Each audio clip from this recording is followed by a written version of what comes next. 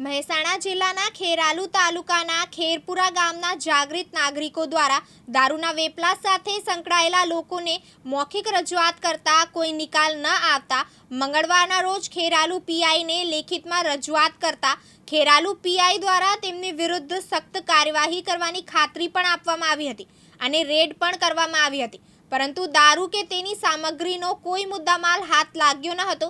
જ્યારે આજે પણ ગામમાં મીટિંગનું આયોજન કરવામાં આવ્યું હતું અને સમસ્ત ગામ એક થઈ આ કામમાં સહભાગી બનવા તૈયાર થયું હતું, પરંતુ અમુક લોકો જે આ વેપલા સાથે સંકળાયેલા હતા તે લોકોમાં રોષ જોવા મળ્યો હતો, પરંતુ ગામ લોકો મક્કમતાથી પગલાં ભરવા તત્પર રહ્યા છે। ઠાકોર નાગરજી, કયા ગામના છો? ખેરપુરા। આજે જે મીટિંગનું આયોજન કરવામાં આવ્યું છે એ વિશે શું કહેશો? દારૂબંધી માટે એવું કહેવાનું અમારે એવું છે કે આખા ગામનો એવો ભાવ છે કે ભાઈ નશાબંધી બિલકુલ બંધ થવી જોઈએ, બરોબર છે, અને ગામનો સુધારો આવવો જોઈએ, યુવાન સુધરવો જોઈએ। નાની ઉંમરમાં દારૂ પીવા એ સારું લાગતું નથી, તે ગ્રામજનોને આ ગમતું નથી, બરોબર।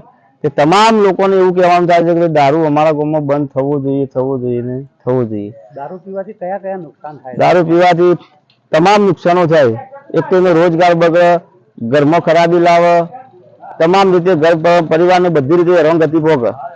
એ દારૂ પીવાથી આ તકલીફ થાય કે ગામનો સુધારો, ગામ થઈને સુધારો કરે છે કે પોલીસને એવી માગણી છે અમારી કે તમામ દારૂ ગાળાવાળાનો, પીવાવાળાનો અમારો જેવો ફોન જાય, કોલ જાય, હું તરત એને આવું, આ એમની જવાબદારી રહેશે।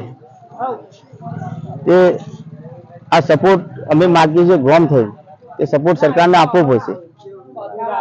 ગુજરાતની જનતાને અને સમાજના બીજા લોકોને શું સંદેશો આપવા માંગો છો? એ સંદેશો કે તમામ ગુજરાતમાં આવું થશે તો બધું તમામ ગુજરાતમાં આ નશાબંધીનું બંધ થશે તો તમામ સુધારવાનું આગળ વધશે ગુજરાત। ઠાકોર વરસંગજી મોહનજી, કયા ગામના છો? ગામ ખેરપુર, તાલુકો ખેરાલુ, જિલ્લા મહેસાણા। આજે જે સાંભળવામાં આવ્યું છે કે ગામમાં દારૂબંધી કરવામાં આવી છે, એ સ્વૈચ્છિક ગામજનો દ્વારા કરવામાં આવી છે, એ વિશે શું કહેશો? એ છે કે જો દારૂબંધી થાય તો આ યુવા ધન બરબાદ ના થાય અને શિક્ષણ તરફ વળે અને નોકરી ધંધામાં આગળ વધે, એના માટે આ મહેનત છે અમારી। ગામજનો અને ગુજરાતની જનતાને શું સંદેશો આપવા માંગો છો?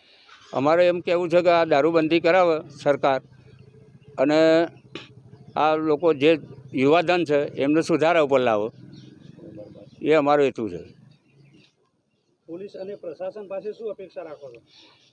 એમની ફરજ મુજબ જે કાર્યવાહી કરવાની હોય કરી અને જે બદીઓ હોય દૂર કરાવો। અનુપસિંહ ચાવડા સાથે કાલુ રમઝાન, દિવ્યાંગ ન્યૂઝ, મહેસાણા, ખેરાલુ।